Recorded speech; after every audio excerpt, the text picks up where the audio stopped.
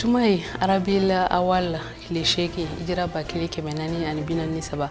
teliyata bamanaka kunafoni kambaw aw salamu alaikum ni akwa kunafoni wakati sili mimi na wala kwa farafinani jia fanto kibarawla akwa bi kunafoni baburu bawfle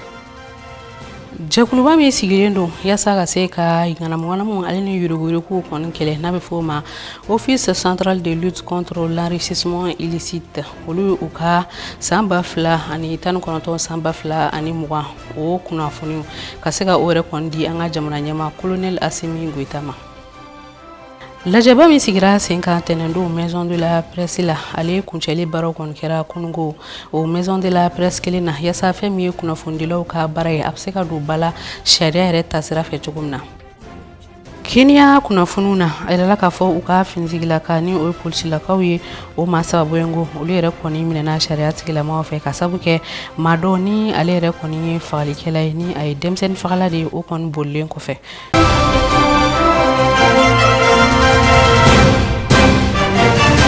Ayo bisimila kukura awka kuna funu keneka ina fa kunye fol kawena bakuru wala chungamna anga chama chefanga nyama colonel Asimi Goita ale jakulu kon bisimila jakulu mbeno ni ulera kon sigino yasa femi yuruguru kuni ngana ngana mu kaseka o kon kele kabo anga jamana konala ni abefo uluma ko okle ulu kontara uka samba fla anitan konoto samba fla ani muka kaseka o raporo ni oye uka barakele mu kaseka o belajelen konda anga chama chefanga nyama colonel Asimi Goita yere kon nyakoro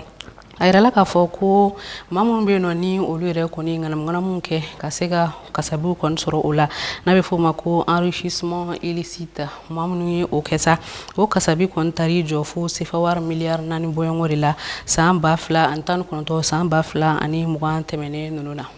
Chake bono so me onka jamana kono wori dunko jugo keleli kama ani faso wori na marali o keleli kama namba fama ko okle ni amanyama ya mumuni gindoy ayaka samba fla antani kono to fokata se samba fla ani mugama o sega lu jabi kondi anga chamache fanga manyama ma ina fo kabini asigi wati chamache fanga manyama colonel Asimi Goita atuya ngini chugamna ko yuruguru ko keleka bo jamana konnana o konnana munye mumuni gindo anaka chedo samba fla antani kono to wati wiye barabata ani kelende ke sebe furata ani konika anga jamana fanta annani belajelen konnana uko akunyin nelo mugo chama fe kene nyina anga ministru ani faso barakela ma chama ukatu ka bion belajelen declare fe na bi bulo yori ka sigi fangale kata belajelen kon jira ko ma chama be no uluma songo wole yake wa ma chama mena fangala uluka soroka kila to o wole konike o koroti fo jira ni yurugurugu na marayrete uko kera sababi samba fla antan konton wati uluka jatemino konya jira kafo sefa 1 milliard nani million keme fla biuro vla ani kononto ore yuruguruguru anga jamana kono ma saba konife o wakati kele na o ma saba nunga soro kumanga tiga teme sefa wari million keme ani muga ani wolo vlaka ga o kontara ere soro fo sefa wari milliard nani na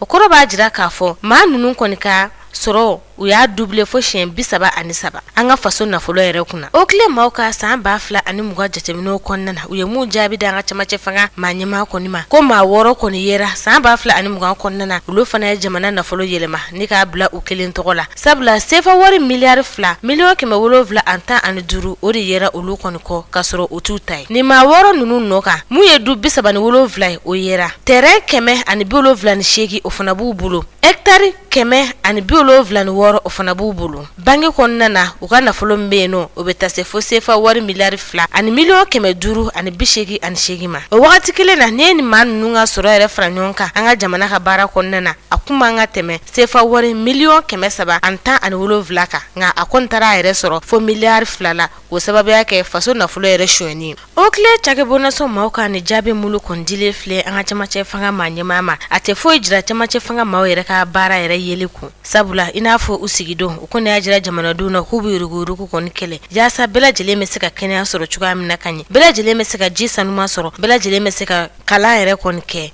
fo ka taa se adamaden mɔgɔ bɛ jɔ fɛn fɛn an ka jamana kɔnɔ o bɛɛ lajɛlen ma k'a bɔ jamana maa damadamani da kɔnɔ k'a bila maliyɛn bɛɛ lajɛlen da kɔnɔ wa o tile mɔgɔw fana cɛsirilen don o de la an ka camancɛ faga maaw nɔfɛ ka maaw kɔni ɲini k'u dɔn maa minnu kelen don ka jamana wari yuruguyurugu k'a bɛɛ u kelen da ma.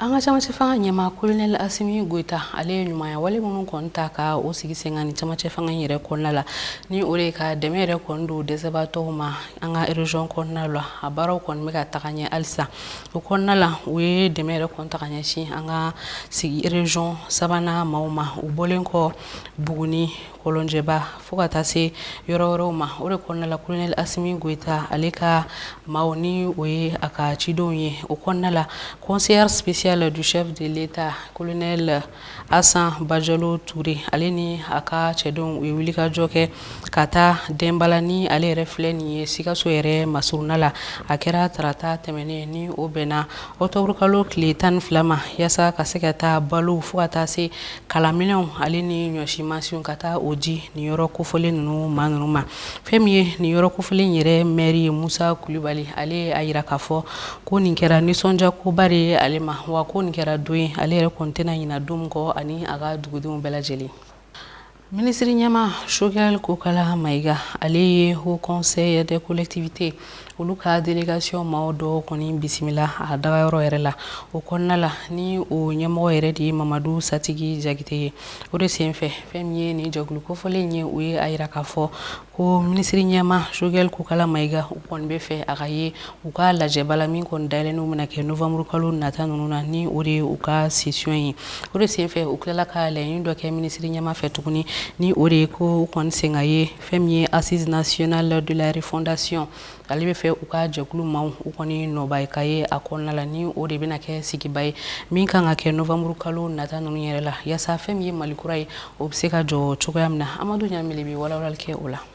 Ka kɛ ni hakilina ni miirina min bilalen don sen kan anw ka jamana kɔnɔna na min yɛrɛ kan ka kɛ sigikafɔba ye n'a bɛ f'a ma assise nationale de la refondation o baaraw hukumu kɔnɔna na min b'a to baara in yɛrɛ bɛ se ka kɛ sabatifɛn ye anw ka jamana marabolo ɲɛma ni o ye Dr Choguel Kokala Maïga ye kunungo ale kɔni ye jamana kolatigɛ so min bɛ yen nɔ ni a bɛ f'a ma Haut Conseil des collectivités ni a yɛrɛ ɲɛmɔgɔ ye Mamadu Satigi Jakite a kɔni bisimilara kunungo Dr Choguel Kokala Maïga yɛrɛ fɛ ani a ka jama ni ye nin sigi yɛrɛ ta k'a lajɛ min tɛmɛna kunungo Choguel Kokala Maïga ani Mamadu Satigi Jakite ni ɲɔgɔn cɛ masala fanbaw kɔni bolila fɛn min kan o de ye sigikafɔ min labɛnnen don anw yɛrɛ ka jamana kɔnɔ min yɛrɛ bɛna daminɛ bi yɛrɛ juma octobre kalo tile 15 ka taa baaraw bila novembre kalo tile 21 na maliden yɛrɛ bɛɛ lajɛlen sen bɛ se ka don baara in na cogo min na jɛkulu bɛ anw ka jamana kɔnɔna na an ka jamana yɛrɛ dugubaw dugumisɛnw ka taa se hali togodaw ma ninnu bɛɛ lajɛlen sen bɛ se ka don baara in na cogo min na a ka ja hali maliden minnu yɛrɛ sigilen don tunga na kɛ olu bɛɛ lajɛlen sen bɛ se ka don sigikafɔ in na cogo min na o hukumu de kɔnɔna na wele bilara nin kolatigɛ so in ma min b'a to u yɛrɛ bɛ se ka na cogo min na u sen ka se ka don baara la Mamadu Satigi Jakite ni ale yɛrɛ ye nin kolatigɛ so in yɛrɛ ɲɛmaaba ye n'a bɛ f'a ma Haut Conseil des collectivités a yira k'a fɔ olu kɔni na fɛɛrɛ bɛɛ lajɛlen kɛ min b'a to u yɛrɛ na se ka u sen don nin sigikafɔ yɛrɛ baaraw la wa hakilina minnu yɛrɛ bɔ u la min ye Mali kurako yɛrɛ u na fɛsɛfɛsɛli kɔni kɛ o la ni ka kuma yɛrɛ kɔni ɲini o b'a ɲini jamana yɛrɛ marabolo ɲɛmaa fɛ ni o ye Dr Choguel Kokala Maïga ye a ka se ka olu yɛrɛ ka maa caman ta min b'a to u yɛrɛ sen bɛ se ka don nin baara in na cogo min na hali ni y'a sɔrɔ olu bɛ maa hakɛ min kɔni di ni o maa bɛɛ lajɛlen ma se ka ta baara ninnu na u ka maa kɔni kelen na kɔni ka se ka ta jamana yɛrɛ marabolo kelen bɛɛ lajɛlen na o kɔni bɛ kɛ olu fɛlɛ min b'a to ni sigikafɔ walima Mali kura ko min ni a bolodatɔ filɛ nin anw yɛrɛ ka jamana kɔnɔ olu yɛrɛ sen bɛ se ka ye a baara la o cogo kelen na Dr Choguel Kokala Maïga ale kɔni ye a yira k'a fɔ jigiba kɔni danbɛ nin kolatigɛ so yɛrɛ kan ni a bɛ f'a ma Haut Conseil des collectivités wa wele bɛ bila maliden yɛrɛ kelenna bɛɛ lajɛlen ma min b'a to Mali kura min ni a laɲini bɛ ka kɛ maliden yɛrɛ caman fɛ a baaraw bɛ se ka sabati cogo min na wa ale kɔni b'a jigiya k'a fɔ maliden yɛrɛ caman bɛ yen nɔ bibi in na olu kɔni fɛla ye sigikafɔ in ye wa siginkɔ yɛrɛ tɛ baara in na cogo si la wa baara in yɛrɛ bolodacogo ɲuman o bɛ se ka sabati cogo min na olu kɔni cɛsirilen don k'o bila sen kan o kama a bɛ wele bila ka ɲɛsin maliden kelen-kelenna bɛɛ lajɛlen ma Mali kurako a ka se ka kɛ an bɛɛ lajɛlen fɛlako ye. Kɛnɛ in kan Dr Shogel Kokala Mayiga y'a yira k'a fɔ an ka jamana kolatigɛ so minnu kɔni bɛ yen nɔ ni a bɛ f'a ma ko institution olu bɛɛ lajɛlen sen bɛna don ni baara kofɔlen na. Malikura jɔlen min ni malidenw bɛɛ lajɛlen bɛ k'a laɲini o Malikurako o bɛ se ka kɛ sabatifɛn ye cogo min na.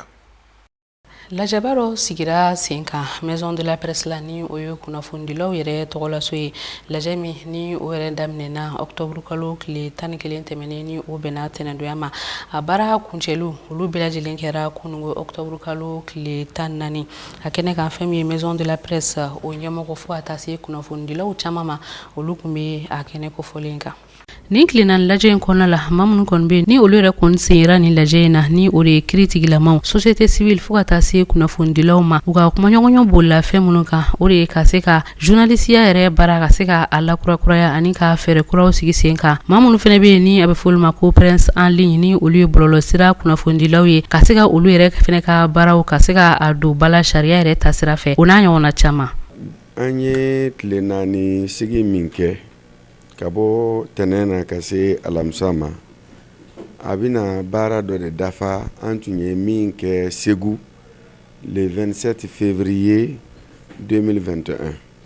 comme aw b'a kalama an nalen an ka Maison de la Presse ɲɛmɔgɔya la an ko a ka di an ye ka presse malienne refonder an b'o refondation ko kuma in fɔ don min na o y'a sɔrɔ ministère ma créé refondation tɔgɔ la o y'a sɔrɔ refondation ma ta tan ka kuma don ba la bɛɛ k'a fɔ an y'a ɲini k'a fɔ ko texte minnu bɛ yen sariya minnu bi Mali kunnafonidi ko kan sariya ninnu taara kabiri l'an 2000 wagati ninnu o ni ɲinan cɛ fɛn bi a san 20 kan an nana ye k'a fɔ an ka baara in taabolo la ani sariya minnu kan ka baara in ɲɛnabɔ u tɛ ɲɔgɔn ta kosɛbɛ o kɛra sababuya ye fili caman ka don baara in kɔnɔ o kɛra sababuya ye problème caman ka don baara in kɔnɔ si bien que kunnafonidi baara ni k'i b'a ɲɛfɔ a bɛ faamuya cogo la min t'a dɔ ye donc an ko o la ni an jɛra ani jamana ɲɛmɔgɔw ani kiiritigɛlamɔgɔw n'o ye justice mɔgɔ ye ani société civile mɔgɔw ka an sigi presse jumɛn ka ɲi Mali ma bi an ka kuma o kumaw an k'o kumaw fɔ ɲɔgɔn ɲɛna n'an y'o fɔ n'an bɛnna min kan o de ka ɲi. Atelier in kɔnɔna la u ye jɛkulu dɔ sigi sen kan a bɛ fɔ minnu ma ko comité d'experts olu ka baarasenw bɛna boli u ye hakilina minnu kɔni sɔrɔ ni atelier in yɛrɛ kɔnɔna la ka se ka o waleya ninnu bɛɛ lajɛlen don ba la. Tile 4 sigi in kɔfɛ justice mɔgɔw ni presse mɔgɔw ni société civile mɔgɔw an jɛra ka baara minnu kɛ ɲɔgɔn fɛ an bɛna comité scientifique dɔ de sigi bɛn kɛra fɛn minnu kan olu ka jɛ k'o sɛbɛn ni o sɛbɛnna k'o kɛ gafe ye o de bɛ ta ka di jamana ɲɛmɔgɔw ma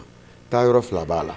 taayɔrɔ 1 o ye gouvernement ye o ye décret ye taayɔrɔ 2nan o ye CNT o ye loi ye donc nin papier 2 ninnu n'an y'olu labɛn an bɛ 1 ta o bɛ taa CNT la komi an yɛrɛ ka baara kɛ ɲɔgɔn dɔw bɛ an ye dɔw bila ka taa CNT la olu b'o dossier défend ye à travers la commission loi ni o votera o bɛ fisaya an ma kosɛbɛ sabu an y'a ɲini k'a fɔ jamana bɛ dɛmɛ min don an na dɛmɛ in kana kɛ ni dungo sago dili ye mais a ka kɛ jamana yɛrɛ ye hakɛ dɔ de ta a ka sɔrɔ o la min bɛ di kunnafonidisow ma an hakili la n'o kɛra baara in a bɛ fisaya kosɛbɛ ani kunnafonidila minnu bɛ baara kɛ o ni sara minnu ka kan o précision ka di a kɛra secteur public ye komi i n'a fɔ a kɛra secteur privé donc je pense que n'o loi ninnu votera a bɛ fisaya an ma kosɛbɛ. Sariya sen dɔw fɛnɛ bolila u bolo u ka lajɛ in yɛrɛ kɔnɔna la yasa fɛn min ye journalisiya yɛrɛ baara ye a kana kɛ banabana baara ye tuguni ani a kana kɛ yɛrɛ sago kɛyɔrɔ ye i n'a fɔ Maison de la Presse ɲɛmɔgɔ ale bɛ ɲɛfɔli kɛ cogo min na. N'i ye télésow jateminɛ ka radiosow jateminɛ min t'u bolo a fɔra u k'o labɔ ka kɛ ni redevance sarali ye ka kɛ ni impôt sarali ye ka kɛ ni droit d'auteur sarali ye olu bɛɛ lajɛlen mina fara charge fixe kan n'o ye baarakɛlaw sara ni courant saraw ni connexion saraw ni mobile entretien donc finalement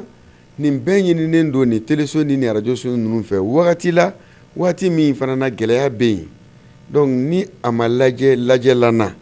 baara in ka lajɛ wala sinon kunnafonidiso ninnu u kan ka baara min kɛ baara in tɛna kɛ cogoya ɲuman ye or démocratie o démocratie kɔnɔna na ni kunnafonidiso lafiyalen tɛ fo mɔgɔw bɛ ye k'u to u yɛrɛ ma min ka di min ye a k'a kɛ o tɛna ni foyi ni tiɲɛni ni nimisa tɛ. O de kama an sigira an k'a lajɛ kunnafoni ko a bɛ se ka bonya cogo min na, kunnafoni dila a bɛ se ka lafiya cogo di a ka baara kɔnɔna na. Fɛn min ye décret ye n'a y'a jateminɛ bɔlɔlɔ sira fɛ a fɔ min ma ko presse en ligne sariya foyi tɛ ale encadrer Mali la, mais a dɔw bɛ yen nɔ la ni décret dɔw taara ka baara taabolo défini o bɛ ɲɛ, décret o bɛ taa conseil des ministres de la, ministre de b'o porter. Maa minnu bɛ ni u ye nin lajɛ in laɲɛnamaya u y'a yira k'a fɔ ko nafaba de kɛra nin atelier kofɔlen in na.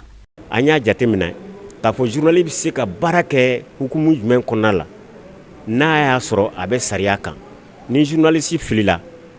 a ka kan ka fɛn cogo min na an y'o bɛɛ fɔ. Journaliste bɛ se ka information sɔrɔ cogo min, sariya jumɛn bɛ da journalistes kan, u ka kan ka baara kɛ cogo min na an y'o sariya bolow de ta, ani jɔn ye journaliste ye jɔn tɛ journaliste ye, jɔn ye animateur ye jɔn tɛ animateur ye, ka danfara k'u ni ɲɔgɔn cɛ. Ayiwa an ka baara in bɛ se ka sɛbɛntiya cogo min, donc an ye bɛɛ de wele. N'i y'a jateminɛ an ka journaliste kɔrɔbaw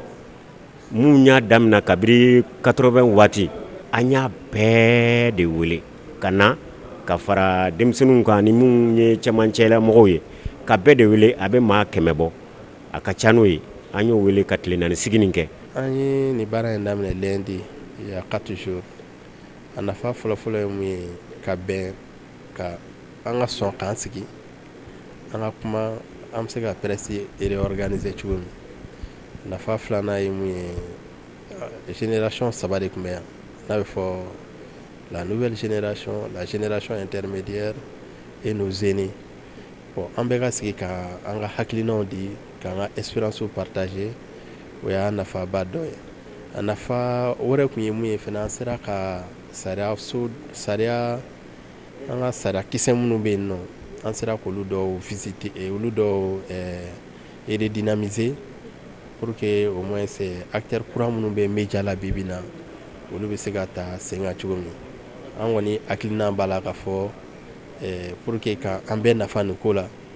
ni loi in bɛ se ka adopter cogo min session prochaine na CNT ka baara la. O kɔni o kelen don, o y'an ka espoir ba dɔ ye baara in kɔnɔna na. Ministriw ka ladala ɲɔgɔn lajɛ sigira sen kan a kɛra araba tɛmɛnen n'o bɛna octobre kalo tile 13 san 2021 ma. A ɲɛmɔgɔya o tun bɛ camancɛ fanga ɲɛma colonel Asimi Goyita bolo. O kɔnɔna la u kɔni sariya sen dɔw kɔni sigi sen kan ani ka tila ka hakilina kura dɔw kɛ. Maa dɔw bɛ yen nɔ olu yɛrɛ fɛnɛ nɔminɛra la ko olu sigi sigiɲɔgɔn dɔw la. Mali ministre bi ladala lasigi min kɛ araba hajirala k'a fɔ araba tɛmɛlen ni o kɔni bɛnna octobre kalo tile 14 san 2021 o ladala lasigiw kɔni kɛla fɛn ye camancɛ fanga ma ɲɛma Asimi Goyita ale ka yamaruyaw kɔnɔna na. O de hukumu kɔnɔ Mali ministre u ye sariya dɔw ta ani ka maa dɔw fana suganti ka baara dɔw kalifaw la fo ka taa se ka kunnafoniya dɔ kɔni di maaw kɔni ma fiɲɛ bana kunkan kibaruyaw de la. O de hukumu kɔnɔ ministre min ka baara kɔni ɲɛsin bɛ dugukolo nafoloko ani jiko kuranko kɔni ɲɛnabɔli kɔni ma. O ministre ka yamaruya kɔnɔ sariya sun dɔ kɔni bɛ yɛlɛma kɔni do la o kɔnɔ n'o ye sariya sun numéro 25 fu 35 ni a segila siɲɛkan fɛn min ye juillet kalo tile 16 san 2015 ni o sariya sun a bɛ kuma min de kan o de ye fɛn min ye Mali dugukɔrɔ nafolo bɔli ani o dolini ka taa fan wɛrɛw kɔni fɛ fo ka taa se a tajiw bɛɛ lajɛlen kɔni ma. A jirala k'a fɔ sariya sun min tun bɛ yen ni o ye sariya sun numéro 26 fu 270 ani 2 bɔɲɔgɔnkɔ PRM n'a bila sen kan avril kalo tile 29 fɛn min ye san 2016 ni ale tun bɛ sariya kɔrɔ o bɛ o kan ka boli sira minnu fɛ ka se ka olu bɛɛ lajɛlen kɔni ɲɛfɔ cogoya min na. A jirala k'a fɔ yɛlɛmaba o kɔni nana don o kɔnɔna na. O de hukumu kɔnɔ a jirala k'a fɔ ko fɛn min ye ni ye jateminɛ kɔni kɛ Mali kolo ko n'i y'a jateminɛ fɛn min ye Mali dugukolo a fanba walima a kilomètre carré 900 ko o bɛɛ lajɛlen kɔni de falen don dugukolo nafolo kɔnɔ na. Taji fo ka taa se gazi ani a minɛ wɔɔrɔ bɛɛ lajɛlen kɔnɔ na. O de hukumu kɔnɔ fɛn ye Mali gouvernement ko o kɔni kɛmɛ ka wulikajɔ kɛ yaasa ka se ka sariya kɛrɛnkɛrɛnlen kɔni ta o kunkanko la. Ni o kɛla fɛn ye a cakɛyɔrɔ pétrole ko fo ka taa se fɛn ye a gazi n'a a dugukolo nafolo ko bɛɛ lajɛlen kɔni ma. O na kɛ sababu ye fɛn ye ka yiriwa ka se ka o kɔni nati fɛn ye ba Maliba kɔni kɔnɔna na. Wa jirala k'a fɔ ko o yɛlɛmali min kɔni dabɔla kun do Mali gouvernement kɔni fɛ ko o fana kɔni kun kɛla sababu fana ye fɛn ye maa minnu be n'u be dugu jukɔrɔ nafolo kɔni bɔ fɛn ye malidenw la fo ka taa se diɲɛ wɛrɛ ma kɔni ma olu bɛɛ lajɛlen kɔni kun kɛmɛ k'u kunsin fɛn ye ba maliba ma ko nka kabini san 2012 mali a ben bɛ gɛlɛya kɔnɔ politiki ko gɛlɛya fo ka taa se lakanabaliya ko gɛlɛya o kɛla sababu ye ka se ka baara ninnu ka se ka o bɛɛ lajɛlen kɔni bila fɛn ye kɔfɛ o de hokun kɔnɔ ko ni sariya kura minnu kɔni nana o na kɛ sababu ye ka se ka baara ninnu bɛɛ lajɛlen kɔni wuli ani fɛn ye a baara ka a bila fɛn ye diɲɛ bɛɛ lajɛlen ka kɔrɔnafolo bi bɔ ni fɛn ye sariya min ye ani fɛn ye min wele fɛlɛ minnu kɔnɔna na fo ka ko a bi bɛn ni o bɛɛ lajɛlen kɔni ye ko o na kɛ sababu kɔni ye fɛn ye maa caman olu bɛɛ lajɛlen na se ka na o kɔni sen don a la jamanadenw yɛrɛ ka nafa kɔni kɔnɔna na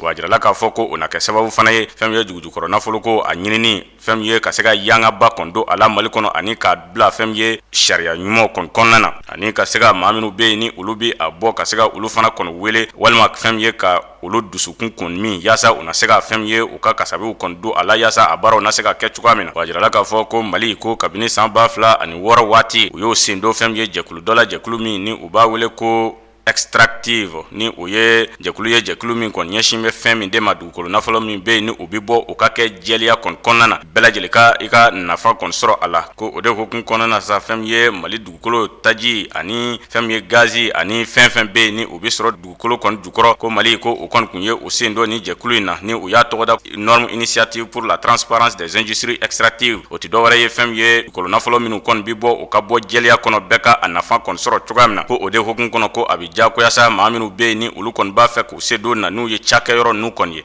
u ka maa minnu be yen n'u b'u se don a la olu tɔgɔ olu kɔni ka se ka fɛn ye ka jɛnsɛn bɛɛ lajɛlen ka bɔ a kalama ani u kan ka kɛ sira jumɛn de fɛ baara jumɛn de b'u bolo n'u kan ka kɛ fɛlɛ fɛn be yen n'u kan ka kɛ yaasa ka se ka fɛn ye a dugujukɔrɔ nafolo kɔni bɔ olu bɛɛ lajɛlen bi se ka dɔn cogoya min na n'a sɔrɔ u ni a baaraw kɔni ka kan wa jirala k'a fɔ ko ni o kɛla o na kɛ sababu kɔni ye fɛn ye yuruyuru wale minnu be yen ni u bi kɛ ni baara in kɔni kɔnɔna na o bi ban ani fɛn ye nafolo suɲɛ min bi kɛ la o bɛɛ lajɛlen bi ban o fana bi kɛ sababu fana ye jamana bi nafolo min sɔrɔ l'impôt o fana kɔni dɔnna se ka fara o fana kan cogoya min na ministre min be yen ni o ka baara kɔni ɲɛsin bɛ kɛnɛya ko kɔni ɲɛnabɔli kɔni ma ni u b'a wele ko ministre de la santé et du développement social a jirala k'a fɔ o ministre ka yamaruya kɔni kɔnɔna na fɛn ye sariya dɔw kɔni ta la ni o sariya ni u b'a wele ko pipi de l'état en république du Mali o sariya bi ɲɛsin denmisɛnnin min be yen ni olu ye gouvernement ka denmisɛnninw ye ba maliba kɔni kɔnɔna na ni sariya sun wɛrɛ kɔni ta la ni o ye pipi de la nation en république du Mali o ye jamana yɛrɛ ka denmisɛnninw ye jamana yɛrɛ kɔni kɔnɔna na a jirala k'a fɔ ko ni ye ni sariya in kɔni jateminɛ a jirala k'a fɔ ko o sariya in ni o ye sariya nimero 26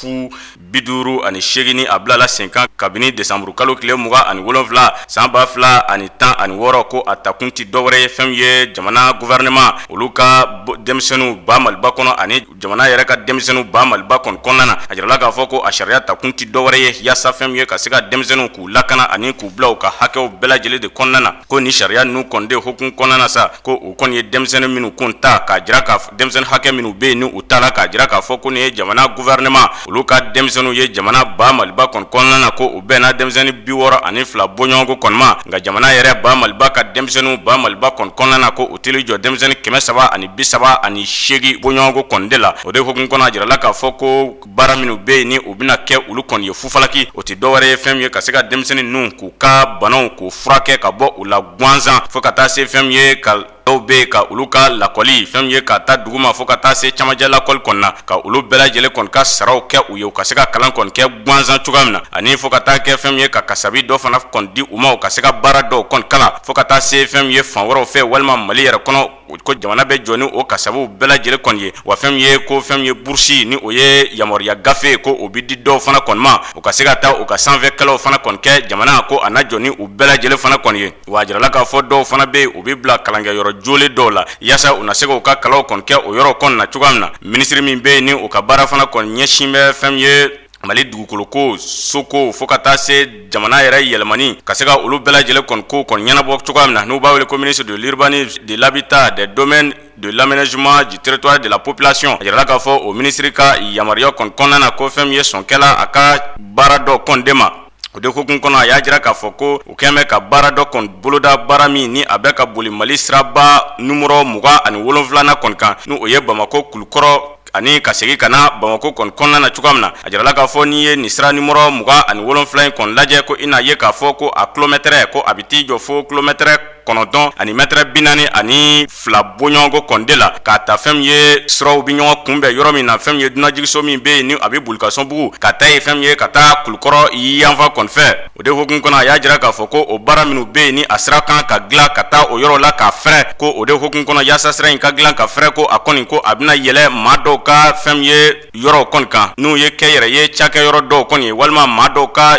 terrain dɔw kɔni kan ko o de hukumu kɔnɔ ko jamana ko a n'a o yɔrɔ kɔni minɛ yaasa fɛn min ye ka se ka a ka baara kɔni kɛ a fɛrɛ ma cogoya min na ko ka sababuya kɛ ko ni nin sira in kɔni dilanla a na kɛ sababu ye maaw ka taa ka segin a bɛ nɔgɔya a kɔnɔna na ani yiriwa a bɛ se ka sabati o yɔrɔw fana na cogoya min na o hukumu kɔnɔ fɛn min ye Mali minisiriw o ye maa dɔw fana kɔni suganti ka se ka baara dɔw kɔni kalifa o la o kɔfɛ fɛn min ye minisiri min ka baara kɔni ɲɛsin bɛ kɛnɛya ko ani fɛn min ye yiriwa badabada kɔni ma ale ye kunnafoniya dɔ kɔni di ka ɲɛsin fɛn min ye Mali minisiriw malidenw bɛɛ lajɛlen ma ka kɛɲɛ ni fiɲɛbana kunkanko kibaruyaw kɔni ye a y'a jira k'a fɔ ko fiɲɛbana ko a ye maa minnu kɔni minɛ nin juwako in kɔnɔna na ko o kɔni cayala ka tɛmɛ fɛn min ye juwakun tɛmɛlen in ta kɔni kan o de hukumu kɔnɔ camajɛ fanga maa ɲɛmaa Asimi Goyita ale kɔni ye welewelemada kɛ ka ɲɛsin maliden bɛɛ lajɛlen ma maaw ka se ka sariyaw bato kɛnɛya tigilamaaw ye sariya minnu fɔ yaasa fɛn min ye maaw na se ka kisi fɛn min ye fiɲɛbana ma cogoya min na malidenw o na se ka fɛn min ye fiɲɛbana in ka gwɛn ka bɔ Mali kɔnɔ cogoya min na nin baara ninnu ko o bɛɛ lajɛlen kɔni kɛla octobre kalo tile 13 san 2021 secrétaire général du gouvernement n'o ye Mahamadou Daɲo ye chevalier de l'ordre national. An ka jɛ ka farafinna ni diɲɛ fan tɔw kibaruyaw lajɛ Aisha Mayiga ale ka ɲinininw don.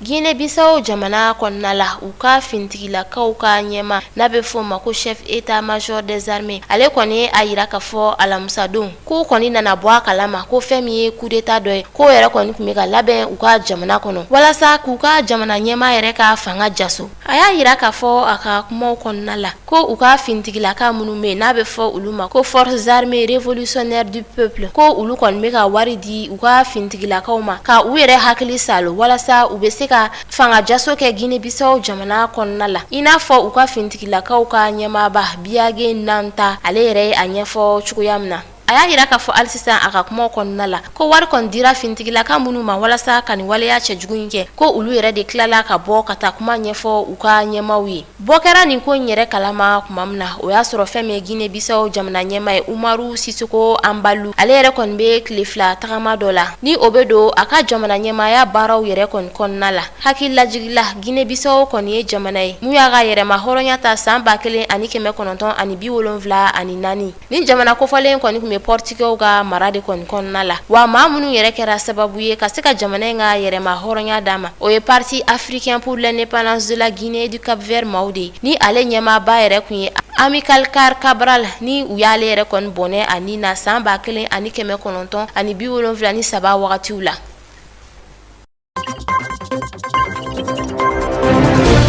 Kenya jamana kɔnɔna la a yirala k'a fɔ ko fɛn min u ka fintigilaka saba ye kɛrɛnkɛrɛnnenya la polisiw alamisadon olu yɛrɛ kɔni bilala ka taa u ka kiiri tigilamaw yɛrɛ ɲɛkɔrɔ barisa a yirala k'a fɔ ko kasoladen dɔ yɛrɛ kɔni kun kalifalen don olu la ni ale ka baara kɔni bɛnnen don ka denmisɛnnin fitininw yɛrɛ joli susu ka bɔ olu farisogo la ka sɔrɔ ka olu faga ni maa kofɔlen kɔni kun minɛna a bɛ kalo 3 bɔɲɔgɔnko bɔ wa a ka kiiri baaraw yɛrɛ kɔni kun kan k'a daminɛ Mɛsɛn Milino Wangela ni ale yɛrɛ kɔni ni denmisɛnnin fagalaban ye ale de kɔni y'a yira k'a fɔ ko ale ye denmisɛnnin hakɛ min faga san 5 kɔnɔna la ko bɛ tali kɛ denmisɛnnin 10 bɔɲɔgɔnko la wa ale tun bɛ ni denmisɛnnin kofɔlen ninnu yɛrɛ de joli kɔni sama fɔlɔ ka bɔ u farisogo la k'i fa u joli la ka sɔrɔ ka u bɔnɛ u ni na ni maa kofɔlen n'a si bɛ tali kɛ san 20 bɔɲɔgɔnko la ale yɛrɛ kɔni kun kan ka taa kiiri tigilamaw yɛrɛ ɲɛma walasa ka taa ɲɛfɔli kɛ a ka nin waleya cɛjuguba ninnu kan ni o bɛ tali kɛ denmisɛnnin fitininw yɛrɛ la minnu si bɛ a daminɛ san 12 ka na san 13 bɔɲɔgɔnko la o baaraw de kɔnɔna la a yirala k'a fɔ ko ni maa kofɔlen yɛrɛ kɔni tununa ka bɔ polisiso kɔnɔna la o de la u ka fintigilaka maa 3 ninnu olu yɛrɛ kɔni taara kiiri tigilamaw ɲɛma ka sɛgɛsɛgɛliw bila sen kan walasa k'a lajɛ n'u nɔ bɛ bolili na walima ni u nɔ t'a la a yirala k'a fɔ k'u bɛna tile 14 bɔɲɔgɔnko de kɔni kɛ u datugulen do fɔlɔ yanni ɲɛ yɛrɛ bɛ sɔrɔ kow la a yirala k'a fɔ ko fɛn min kɔni ye jumadonya ye ni o ye bi yɛrɛ k'u ka kiiri tigilamaw yɛrɛ na ɲɛfɔli kɛ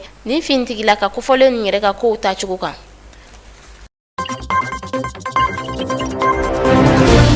Nigeria jamana kɔnɔna la u ka fintigila ka ɲɛma dɔ ale kɔni a yira ka fɔ alamisadon ko fɛn min ye u ka banbaci kuluba ye n'a bɛ fɔ ma ko État islamique en Afrique de l'Ouest ISWAP ale ɲɛmaaba yɛrɛ kɔni fatura ni o ye Abu Musab al-Barnawi a yirala ka fɔ nin wagati in na ko kabini Abubakar Shekau yɛrɛ kɔni fatura ni ale ye Boko Haram ɲɛma kun ye ko fɛn min ye banbacimaw kɛlɛli ye ko fanga yɛrɛ kɔni bɛla ka don o la kosɛbɛ nin wagati ninnu na Boko Haram ɲɛma kɔrɔ Abubakar Shekau ale yɛrɛ kɔni kun ye a yɛrɛ bɔnɛ a nin na ni o ye yɛrɛ faga ye kuma min na kɛlɛ kɔni gana ale ni État islamique maaw cɛ ni Abu Musab al-Barnawi ale ni a ka cɛdenw yɛrɛ kɔni kun bɛ o kɛlɛ la o de kɔnɔna la fɛn min ye Nigeria fintigila ka ɲɛma ye ale kɔni ye a fɔ ka siga yɛrɛ bɔ kuma la ko fɛn min Abu Musab al-Barnawi ye ko ale yɛrɛ kɔni fatura hali n'o y'a sɔrɔ a ma sɛgɛsɛgɛli caman yɛrɛ kɔni di maa kofɔlen yɛrɛ fagara cogo min na a yirala k'a fɔ ko ni maa kofɔlen yɛrɛ kɔni fatura kabini utukalo tɛmɛnen ni wagati laban na a yirala k'a fɔ Nigeria jamana kɔnɔ ko fɛn min État islamique en Afrique de l'Ouest ISWAP ale yɛrɛ kɔni kun bɛ ka kɛ banbacikulu ye mun bɛ ka fanga sɔrɔ kosɛbɛ Nigeria jamana kɔnɔna la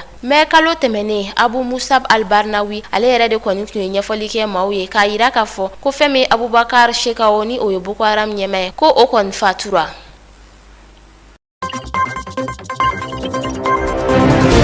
Kenya jamana ɲɛma Uhuru Kenyatta a yirala k'a fɔ ko ale ni l'Américain ka jamana ɲɛma Joe Biden olu yɛrɛ kɔni ye ɲɔgɔn ye alamisadon octobre kalo tile 14 wagatiw la a yirala k'a fɔ ko Uhuru Kenyatta ale de kɔni kɛra farafina jamana ɲɛma fɔlɔ ye mun yɛrɛ ni Joe Biden yɛrɛ ye ɲɔgɔn ye kabini ale yɛrɛ bilala l'Amérique jamanaw kunna janvier kalo kɔnɔna la nin cɛ fila in kɔni bɛ ɲɔgɔn dɔn a bɛ san 10 bɔɲɔgɔnko bɔ o wagati Uhuru Kenyatta ale yɛrɛ kɔni kun ye Kenya jamana ɲɛma yɛrɛ ye ka ban fɛn min ye Joe Biden ye ale tun ye Barack Obama ka vice président ye o wagati la nin sigi in kɔni kɔnɔna la fɛn min ye l'Américain ka jamana ɲɛma ye Joe Biden ale kɔni a yira k'a fɔ ko ale ka jamana kɔni bɛna coronavirus vaccin n'u b'a fɔ o ma ko Janssen ale 17,7 bɔɲɔgɔnko de bila ka na di Union africaine maaw ma ka fara o kan a yirala k'a fɔ ko wagati tɛmɛnenw na ko fɛn min ye coronavirus o vaccin kelen ye ko 50,000 bɔɲɔgɔnko o fana kun bilala ka na di Union africaine ma États-Unis jamana yɛrɛ kɔni kunfɛ u ka kumaw kɔnɔna la hali sisan l'Américain ka jamana ɲɛma ale kɔni ye a yira k'a fɔ Kenya jamana ɲɛma yɛrɛ la Uhuru Kenyatta ko a kɔni bɛ fɛ baara minnu bɛ kɛ n'o ye wariko fanfilaw ye k'a bɛɛ lajɛlen ka kɛ jɛlenya kɔnɔ barisa a bɛ wagati damadɔ bɔ sisan bisikiya kɔni ɲɛsinnen don Kenya jamana ɲɛma yɛrɛ ma k'a yira k'a fɔ ko ani a somɔgɔw sɛmɛ wari ŋanamu waleya dɔw la ka fara o kan a yirala k'a fɔ ko bɛnkan dɔ kɔni bɛ nin jamana fila ni ɲɔgɔn cɛ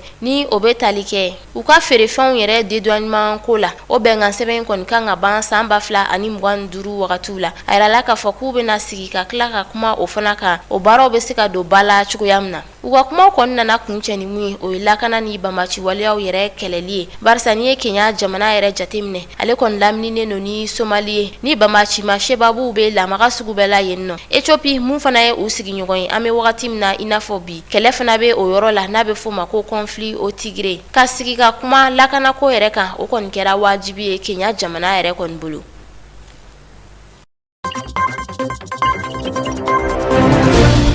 Ni de kɛra aw garisɛgɛ ye an ka bi kunnafoniw kɛnɛ kan an b'aw fɔ ka waleɲuman dɔn Mali kɔnɔ fo Mali kɔ kan teliyada sugandili la ka kɛ aw ka kunnafoniw tayɔrɔ ye aw bɛ se ka nin kunnafoni kelen ninnu sɔrɔ an ka bɔlɔlɔ siraw fɛ YouTube ni Facebook fo ka taa se a rediffusion ma ni o yɛrɛ bɛ kɛ sini nɛgɛ kanɲɛ 10 wagati ni Ala ma basi ka na aw ni Amadu Ɲamɛli bɛna ɲɔgɔn sɔrɔ yan sini ni wagati kelen na yaasa ka se ka kunnafoniya wɛrɛw di aw ma ne b'a fɔ aw k'an bɛn wagati wɛrɛ inshallah. Thank you.